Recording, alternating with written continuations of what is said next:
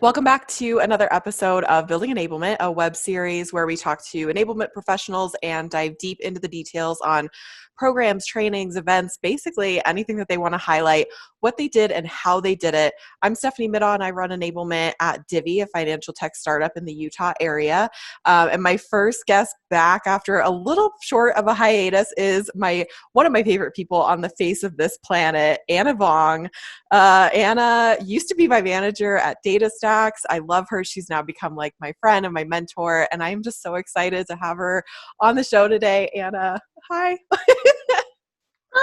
Yeah, I'm so excited. Thank you for having me. Every time we talk, we got to keep the crazy down a little bit, but I think we got this. I think people, like if they're watching this, which, who knows how many people are actually going to watch this, but I think at this point they've probably been introduced to a little bit of my crazy. So I think if I don't bring a little bit of it, they're like, who is this person? We'll add on, okay? I will make sure. Well, I am really excited about our topic today that we're going to be sharing with Anna because she is doing something at Zoom, which, I mean, it's become a household name at this point, which is just insane. But she's actually doing something that I'm seeing a lot of these larger organizations doing. So, Anna, first and foremost, give us a quick intro on who you are. I don't know, can Donut make an appearance maybe? He absolutely can. I think people have associated him with me. Heck So yeah. Okay, so give us an intro. All right, here we go. Here he is. He's my favorite. Corgi lovers unite. All right.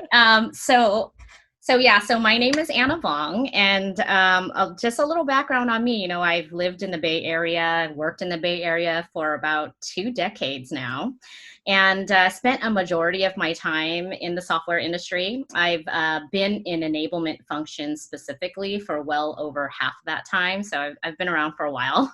And I've worked at really large corporations, and I've worked at really had kind of that big company formal training, but also have really learned how to be super collaborative and agile and quick on your moment and go through change really, really quickly for, high growing organizations. And so I am currently at Zoom today, a fantastic place. I love it there. And I run manager enablement. I love this. So I was talking to our my LMS vendor the other day, and they were asking me about what's this trend that you're seeing? And I think manager enablement is the hot topic for 2021. And we're seeing these large organizations that they're at Zoom has manager enablement with you. And I know that you have somebody underneath you kind of helping support this initiative.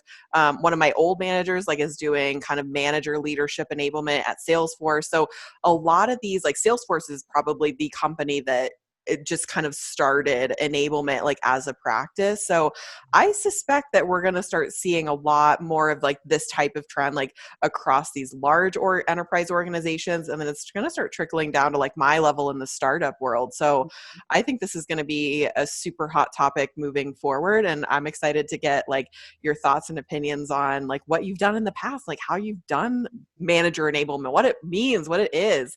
So if you're ready, are you ready to jump in? I'm ready to jump in. Yes. I think we could talk about this all day long because you're absolutely right.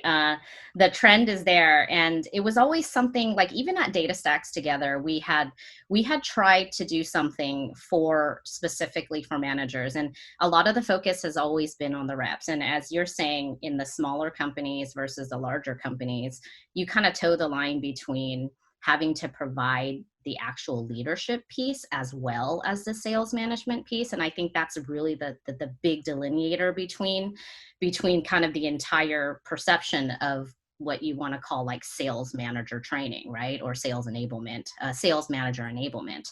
And so the way I see it is really, you and I create training programs, ongoing training, onboarding trainings, really focus on the sales rep.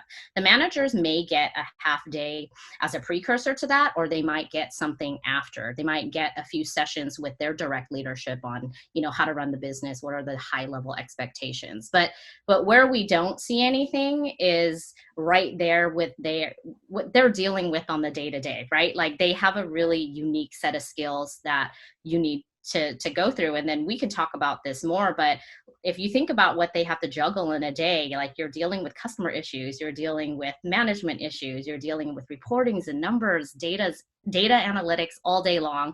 And most importantly, you're judged on how your team performs, right? And so that's kind of my high level perspective. You nailed it. Bigger companies that have HR departments, they offer amazing programs that have those baseline leadership skills that any leader has and needs and wants to develop. So very much on the developmental side. But then when we get more tactical, it's that process side. It's the actual, managing towards a certain sales motion that you have. It's managing exact sales scenarios, which are very unique in the sales world. And there's hundreds of issues, right? Hundreds. So Absolutely. yeah, so that's just kind of my initial perspective, but I think you're right. It's so exciting to see like a huge uptick in this area. Yeah, I remember it. I went to the Sales Enablement Society conference last year, and one of the things that they had talked about, one of the trends was partner enablement, like your external kind of channel partner enablement. And I've seen more and more job postings for that. And I think this is probably like that next phase. It's support your internal sales reps, support your like external like arm of channel partnership.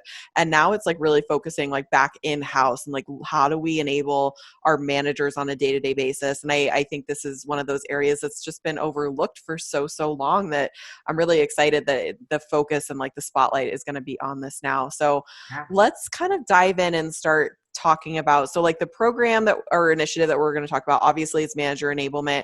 I would love to dive a little bit, like layer deeper into that and maybe give us some examples of things, whether it's at Zoom or in the past that you've worked on regarding or supporting manager enablement specifically. Yeah, absolutely. So I think it starts with trying to nail down what problem you're trying to solve. I think to your point earlier, when you want to focus on manager enablement, your high level, reach for the sky goal is that it ultimately helps you manage your team's productivity. I mean, that's a really general statement. That's definitely what the goal is. So when you're thinking about this, you have to look into the day-to-day of a manager's world. So, a lot of enablement professionals that we're talking to today, they're probably already super in sync with their sales manager. They're talking to them about all the upcoming training, all the needs assessments, all the things that they need that's happening, new product releases, whatever the case may be. But I think the perspective needs to shift a little bit on that manager day to day. So oftentimes managers are asked to do a ton with very little. So the way I look at it, and the way that we started kind of even doing a little bit of this back in the day at our old place, was we can overlay on top of what a rep needs to know. So as a manager, you need to know all of these things, but then add on that level on top of that, what do you need to do to report it up, the process piece of it. So it's getting a little bit more tactical. You should already have a foundation of being a great leader and a great coach. Now, if you don't have that in a smaller organization, that is something maybe you can use some vendor help with, or you can create in-house. You can get best practices from some amazing leaders in the business. But it's, what are our top success metrics? Like, what are we trying to do? What does that cadence even look like? I've talked to some managers that are just like, it would just be great to know just where our approval rights are, what can I send up, what can't I send up. It's almost sounds basic, but we don't really spend the time letting managers know this. We're all kind of just figuring it out sometimes on our own. So that's just one very specific example. Other things are more like, for a manager, just, if I want to get my reps to forecast better, how do I go back and actually look at that? There's baseline training for the sales organization that managers have to attend as well. But what about that second step that goes on? How do you actually help your reps get there? Where's the stuck? Is it they're not understanding how to use the tool? Is there something else that's the problem, and why those numbers aren't really reflecting where you want them to be? So I think for me, it's really getting down into the tactical day to day. So if I frame it around, where does a manager spend like 90% of their day? And I think a lot of them will tell you it's managing my reps, one-on-ones. It's how do I get them? I'm dealing with the forecast and I'm putting out fires. So then that kind of like raises a good question, which I know I was asked the other day around when you kind of dive into the space of manager enablement, Mhm. where does the line kind of like, where is the line drawn between what enablement covers and should cover and what Yeah. HR covers and should cover from like a true kind of like people management perspective? Like, where do you kind of see that line in the sand between those two?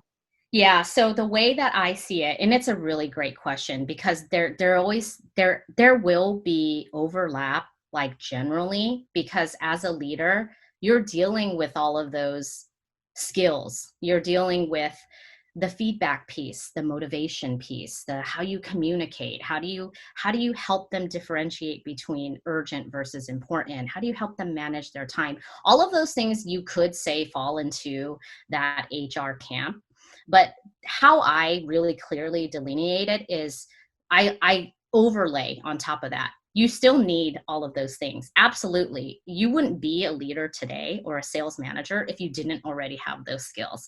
Now, what you have to do is use those skills, whether it be a format, whether it be a process, and apply that to what it is that you're doing. So, for example, if it's I can't find X, Y, and Z, how do you enable your rep? How do you as a manager enable your rep to be like, okay, this is where you need to go for this, this, and this. So you got to set that expectation for them. So it's a little bit of communicating, it's a little bit of coaching them, it's a little bit of understanding who they are. So using all those skills to actually get down to the tactical, what do I need to do at the end of the day? Same goes for like deal reviews, right? A manager, ideally, and this is just another example, should be able to say, for a call debrief, if we're going to meet after a call, these are 6 questions I'm going to ask you every single time. It kind of helps you set expectations for your rep. So your rep is like, I know my manager is going to debrief this call with me. I'm going to have all this stuff filled out ahead of time and I'll be ready to go. So it's kind of that muscle memory. It's flexing that all those skills that you have as a leader and then using that towards a very tactical piece on how you drive business and how you do business every day. That's my perspective. That's an excellent point. And so we've kind of touched on it like a little bit here or there, but I would love to hear about maybe like a specific example of like a program or initiative that you were working on, either Zoom or elsewhere. Mhm. And then like, what was your thought process? Like maybe it's new hire, like new manager onboarding, maybe it's like some other kind of initiative or whatever. What's your thought process when you're building this? Because I know when we're building stuff for sales reps, it's a little bit different. It's more about the what's in it for me, how do I like achieve my quota and all these things. And there is an element of that with sales managers because obviously they are still kind of on that OTE plan, but Mhm. it's less so. And you've got this added element of like the management perspective. So like, what's your thought process when you're working through how to create a training or an initiative or a program or something for managers specifically? Yeah, it's a great question. It's one that I've been kind of strategizing internally, finding different ways. When you're in an organization, I really don't like to take what I've done before and plop it in.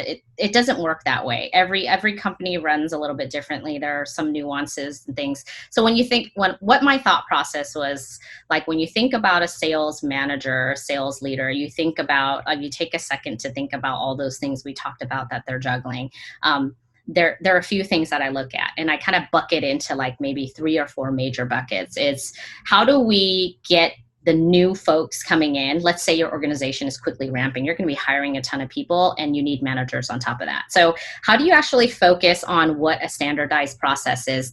What's a great example of what a sales leader looks like? What do they do? What do they do day on day that equals this high performing team? Like what type of things are they doing? What type of things are they leading by example on that that you want those teams?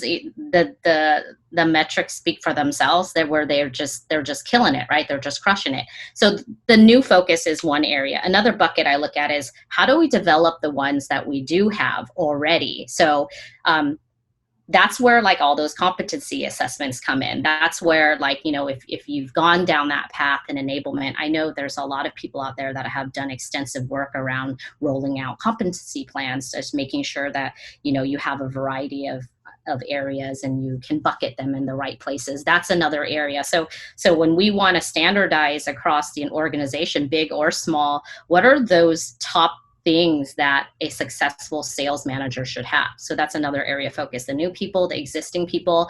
And then one thing is that I've learned with sales leaders in general is they have a wide, diverse experience set. So you could have that peer learning to learning piece is something that I find really important. It's also on that piece, it's a great way to get feedback in real time in coaching. So a third piece I look at, I don't know if I want to bucket it under communication, but it's almost like building a community for managers. Reps have so much support, right? Well, reps and managers, we have support for them. We have, the systems, the work ramps, the LMSs, all the LMSs, the CMSs, repositories, and things for them. Managers need a forum as well. So either you carve out a section for them, you build best practices for them, but they should be going through exercises on their own too, so they can continue to up level themselves in certain areas. And those are where those scenarios come in. So peer-to-peer is a great way of learning and getting managers together. And one thing that we've done as part of one of the initial things that I've done is making sure we build a lot of engagement so that the leaders, they can learn from each other also, because you pair, it's almost like a mentor program, a buddy system. People that have been here a long time, that have a lot of that, that knowledge, even that industry knowledge that you can impart on somebody new. They may have tons of years of management experience, but you get a fresh perspective. And when you hear from each other, it's more impactful than you and I sitting there giving them a 20 slide deck and saying, this is how you should do it. This is how you should do it. No, let's hear from the field. Let's actually hear those stories, get them together. And that becomes your feedback loop in enablement too. You start to hear back and go, this actually isn't working. This is working. What can we do more of here? We should probably kill that piece, those types of indicators start coming out. So those three areas.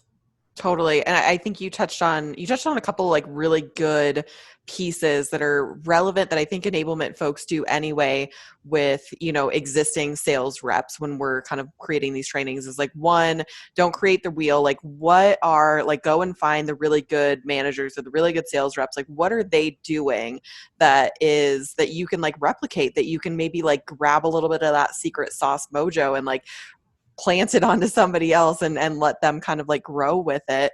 And then also creating a forum for, managers to kind of have that conversation with other people that are experiencing and going through the exact same thing. It's the thing that I think we run into a lot in enablement is just kind of like, well, do this because we said so, right? With these like 20 slide decks and like whatever. But instead you can actually be like, okay, let's be a little bit more strategic with this. Let's pair you with some other people that maybe are in the same field or the industry or whatever, and like have you create this like tribal knowledge share amongst yourselves, because then they're going to get so much more out of it from other people's experiences and everything. I love that approach. Yeah. And I just want to follow up that point, because it's almost, I wouldn't say it's easy to do that. Doing that already is a great movement if you can, to even build a community where you have this safe shared space where you can like practice your skills. But also in enablement, as an enablement person, how do you then take that and make sure we're all aligned and following that process? That's where I think it gets a little tricky. And that's where I think the focus, when I think of manager enablement, that's kind of what I'm thinking about doing. So do I tie it to a skill, or how do I start saying like, this is the way it should be for your company's sales leaders to start managing? How prescriptive do we need to be? Or do we leave it as like, oh, it was a great learning, it was a great idea, right? So that's something that like I'm thinking about today really heavily on what good looks like mean that this is the actual standardized approach, right? So just some food for thought for all of you practitioners out there and for yourself too, because I think that's where do we take it from there comes in. I love that. Yeah. So let's think about, like, obviously, like at Zoom, your role was created to like support manager enablement, and like same thing like at these Salesforce companies and whatever. What are some things, if you are like me or somebody else like in the enablement space and you're like, gosh, like there is a gap here. I definitely need some executive buy-in for manager enablement. What are some recommendations that you would have for other people that are going to, like, I mean, headcount budget is, if not already figured out, like if you're rolling on the calendar year, like it's being figured out right now. What's some advice that you would give other practitioners to say, like, how do you get executive buy-in to dedicate part of or a full head count to supporting manager enablement specifically? Yeah, it's the $1 million question, I think. I mean, there's a lot, but this one, I think this is the struggle because we've been in the space for so long, right? And a lot of the times it's a misalignment and understanding of what enablement folks do. And I think you and I have talked on a different podcast about the exact same thing, right? So I'm really, really lucky right now where I am. I'm totally, I own up to it. I'm extremely lucky that our company is amazing and they're very proactive in thinking of investing in this area. Now, I think I've also worked with so many sales leaders directly with CROs, like side by side with them, where I've had been in the conversation, had a seat at the table. I was really lucky to know truly what those goals were. And so I knew how to work backwards to help align that program structure, the deliverable, whatever it was, to get them to say like, yeah, that's right. That's truly what I'm understanding the vision is. And it just helps you with enablement really have a true focus on where you should be spending your time. And so this is where I say it is, if you don't have that in your organization, it's when I say the selling begins. People, I don't want to open up a can of worms. A lot of enablement practitioners come from a lot of different backgrounds. I say what I do 80% of my job is I'm selling all day long internally. And so I think that's what we do to help accelerate getting that buy-in, because at the end of the day, you got to build your champions along the way. You got to get advocates on the sales enablement train. You got to sell the vision, and then you got to execute on the program, right? So if you haven't already, get really chummy with 2 or 3 of your top performing sales managers. Just sit in with them. You're probably already on their calls. Like, listen to them, actually see what you can do to help them. But you're selling, and what I've learned over the years is you need to share, you need to be more visible. And that's really hard sometimes in the remote world. And I'll be completely honest, like I'm still trying to do that, especially being onboarded completely remote. The more you share, the more people see, and then the more they kind of buy in. And that's what I would suggest doing if you don't have leadership buy-in, or you don't feel that that sponsorship is strong enough.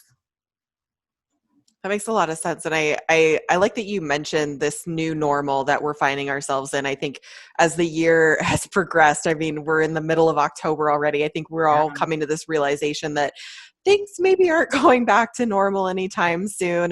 And this is the new kind of normal. So for folks like me, who I was in the office full time, and everybody, like all of our sales team was in the office, that's how I relied on those connections with my managers, my sales reps. And like now you kind of have to like actively go out of your way to say, can you invite me to that meeting? You can't just like pass them in the hall or like see them in a conference room and like sneak in or something. That's right.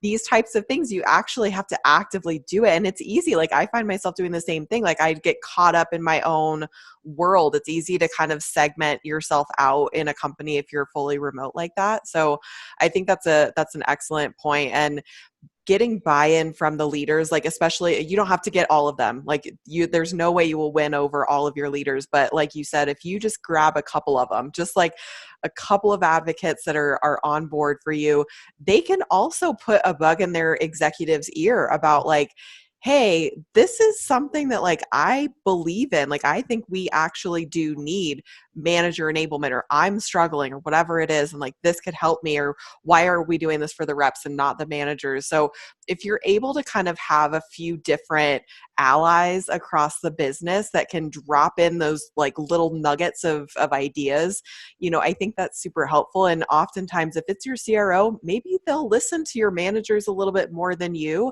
and that's okay. Be strategic and like have those conversations with them, and like know who has the ear of the people making those decisions, and try and get in with them to see if they can bubble it up to the top.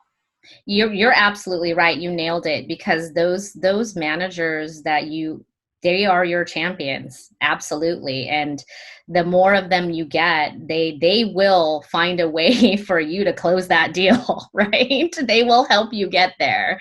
And it's also having a lot of empathy and understanding as well. And I think the best leaders, they have that piece too. They if they see their team struggling, like they are gung-ho and ready, and such a great partner for us to work towards the things that really matter to them. For Yeah. sure. So along kind of the same lines, so we've got buy-in, we figured out like our process for how to go about building some kind of program for enablement with managers.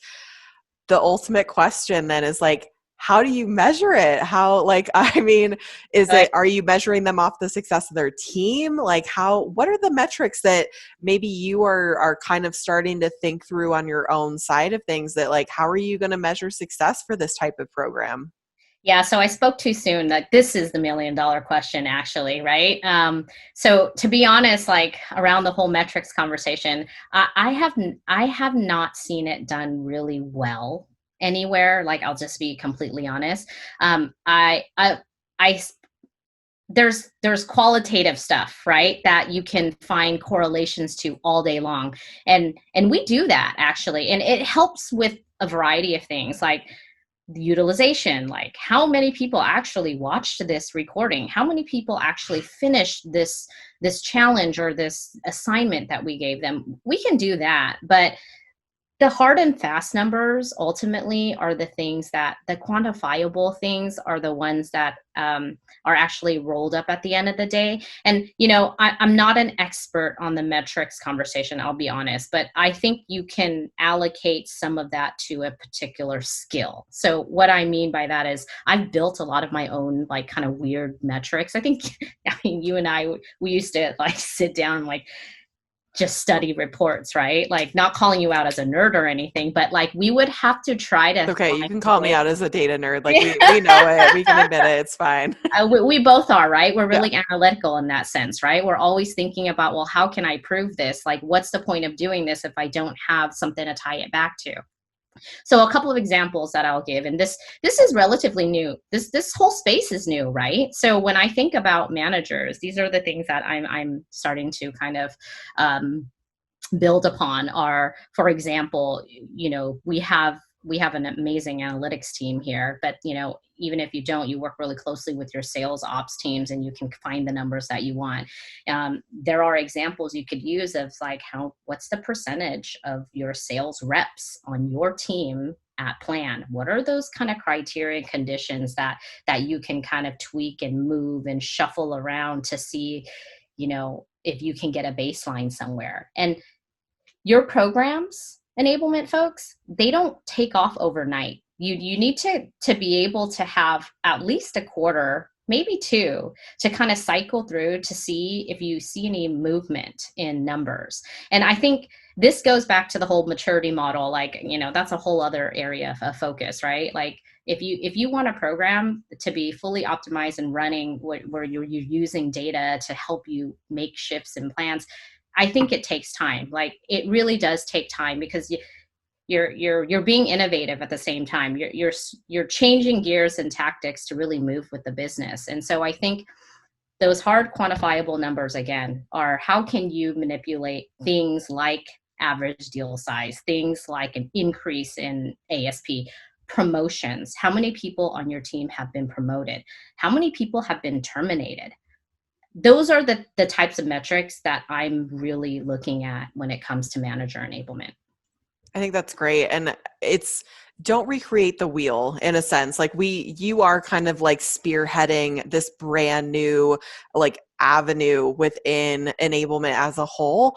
But like, take the metrics that you were looking at for the sales reps and kind of just collapse it down by team level first. And then just like start there. Like that's a good place to start. And I really like the mention that you were talking about, like how many promotions are happening within your team, how many like terminations or people are leaving from the teams. That's a really good indicator of a good leader too. Like those less quantifiable metrics of like, are you a good leader or are you not? Like those are some fuzzy numbers that you can get into. Right. But the hard and fast of it is like, are people coming in and being promoted like up and onward, or are they coming in and like just like hitting the door running, like screaming the other direction? I think those are really great, like at least like quantitative kind of like pieces that you can like grab hold of and just be like, okay, this is where we can start. This is where we can maybe start to like build upwards a little bit. Absolutely, exactly. And so I'd be happy to do a part two and come back and share some of those findings. But again, it's kind of a really cool new territory. But like to your point, there are great metrics out there already. So how do you just do a little bit more analysis to really help paint that picture? Yeah, for sure. So you haven't been in your position for like too long here in like management enablement at like Zoom, but over the course of the last couple of months that you have been there, have you kind of started achieving the outcomes that you walked in the door hoping that you would? Or, and then like kind of on the flip side of that, I'm going to combine like my last two questions here. Like, what are some things that have surprised you? Like when you were initially thinking this through, when you initially came on board, like what are some things that surprised you? And then have you started to see kind of the outcomes that you were hoping for? Yeah, it's really interesting because the most surprising thing to me really is what we talked about really at the beginning of our conversation, which is the lack of these initiatives and the fact that, well, we get some, right? Like there's a lot of vendors out there that offer some amazing things around this, and I just think most of the time it's either at like a big company event, or it's like once a year, if that. It's There's no ongoing existing like that continuous learning for just that role. And so that was the biggest surprise. The second one is like just how much autonomy you have, how there's really not a range. Like you could be super creative, you're like trailblazing the way. It's really exciting, it's really new, it's really different. But leveraging all of the experience that I think like I have, the community that you built a large piece of our enablement community, just listening to what people are experiencing, understanding kind of the different nuances between the different companies. Like there are so many fresh perspectives. There's so many fresh things you could try. And we can't just be stuck in the, like, this is how you do it. You have to do this, and then you have to have a question, and then we quiz you on it, and you fail the certification, so you're done, right? Like that. There are so many ways now. We're experimenting with just being really engaging. We're experimenting with little things where so basically that's the most exciting thing, is like the sky's the limit. And ultimately, like the outcomes that I've achieved, like I've seen some things go really, really well. I've seen some things fall flat on their face. I think that's part of it. It's okay to try things. And so I'm excited to come kind of share the learnings as I kind of roll out this second iteration of the initial program that I'm doing. But when I came in, I had a really clear vision of what I wanted to do. And then, because I love putting together programs in general, like high level strategic, like how is this going to roll out? What are the big goals? And then getting down to the nitty gritty, you find that I've added a lot more pieces that I hadn't thought about before, and a lot more ways and check-ins, and working collaboratively with other functions like onboarding for the reps, or like HR, being really strategic about how and when you do something for that particular role. Being remote now, it's a whole new challenge that's thrown upon that, right? What you would traditionally do in a full day or a workshop or a like a one dayer, you can't do that anymore. A lot of people are breaking it up into bite-sized chunks. So you've got 2 hours this week, 2 hours next week, but then you're also competing with the other program that's doing 2 hours this week and 2 hours that week. So those are things that I found, that's a new challenge. It's like, how do we get around this? And then how do we not burn everybody out, but still get to that bottom line impact we want? So again, it's just so exciting. We could talk about this stuff just all day long. And we have, to be fair, well, I know. Oh my gosh. These types of conversations for a long time. So like, this is like, we shortened it down into like a 30-45 minute session. Yep. So one of the things that I like to do and make sure that I kind of like do at the end of each session with the enablement folks that I talk to is ask for some kind of like actionable, tangible takeaway, like something that people can take from this recording and implement into their enablement practice tomorrow if they wanted to. And I'm going to say like most people that are listening to this probably don't have dedicated manager enablement like functions. What's your advice? Like, what can they learn from like your experiences, up until this point that they can maybe take away?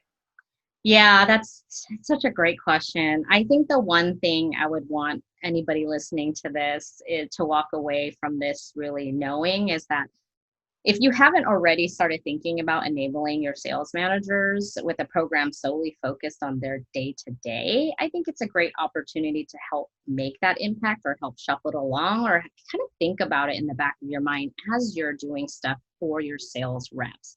I think at the end of the day, the impact on the managers will cascade down to the reps anyway. It's a function that we're all working hand in hand. We're like kind of that's the thread in making people successful and hitting their revenue goals, right? So I think your manager, your sales leaders, I would say, are a huge reason people leave organization or stay, right? I mean, we've heard quotes like, people don't leave companies, they leave managers, right? And so knowing that, I think the one actionable thing I would say is figure out if you have a leadership component to your organization or start kind of building a shell outside of what you may already be thinking about what a rep does on a day-to-day, like break down a manager's calendar too. Start just kind of thinking about it.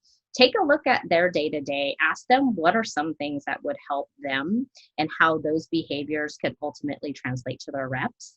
And I'll just lead that by saying it's your choice, the organization's ready for it, but a sales leader really does lead by example. So when you start there, you will get that to your team.